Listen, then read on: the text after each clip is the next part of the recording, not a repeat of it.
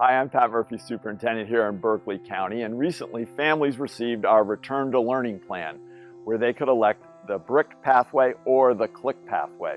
School is going to be starting on September the 8th, and today we're going to be talking with some of our principals, our Executive Director of Transportation and Facilities, as well as our head nurse, to kind of stress some of the points that we wanted to pass along and answer some of the questions that we're getting from you.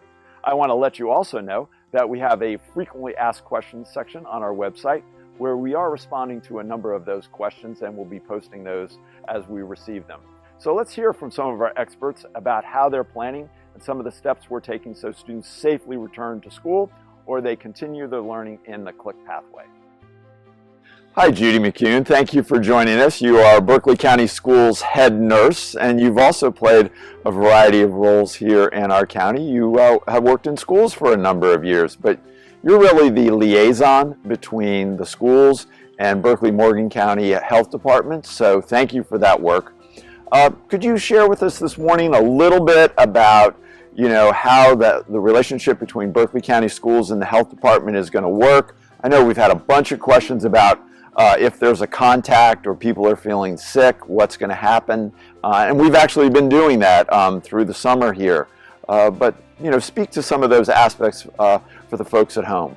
The process that we follow is actually the coaches that work hand in hand, or distantly, I should say, right. Physically distant with our students.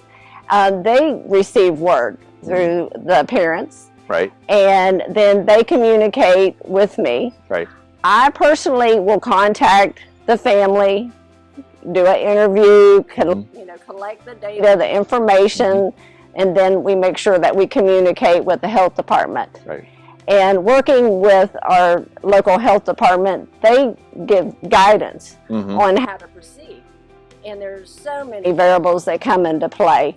If we can assure that they were following the safety guidelines, wearing their facial coverings, they were socially distant, then it really cuts down on, who needs to quarantine. By the way, we're moving to make sure that all of our schools are going to have nurses in them when we open up, so that's a good step in a good direction. Berkeley County Schools has come together to safely, bring the students back.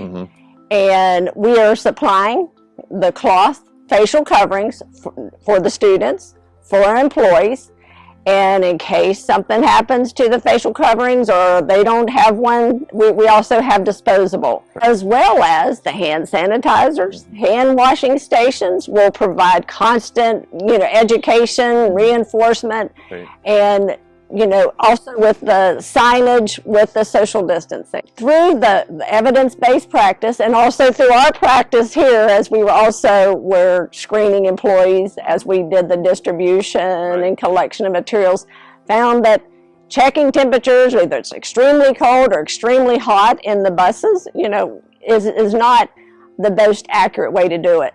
So the best way to do it would be, once the students, again, arrive at school, and within the temperature, then we can do not only a temperature check, but also screening to make sure everything is good to go. We always want to start at home base. We as a member of our community, we're going to win the fight against COVID. Right. And it's going to take a partnership with our families, and me as a mother. I want to make sure that my children are safe before I send them to school, so I will do the symptom check. I will make sure that they, fever-free before, send them to school. So it's got to start at home. What I'm hearing from you is really the front line is home, and establishing that good, strong relationship between home and schools. And, if there's information parents want to pass along, we'd like to hear it. And then the other piece is we're going to be doing some screening, but just because you have a temperature, that's no indication that you may be, susceptible to the virus. There's common colds, there's the flu, all of those other things that we need to consider. That's right. And we're all working together to bring our children back to school safely.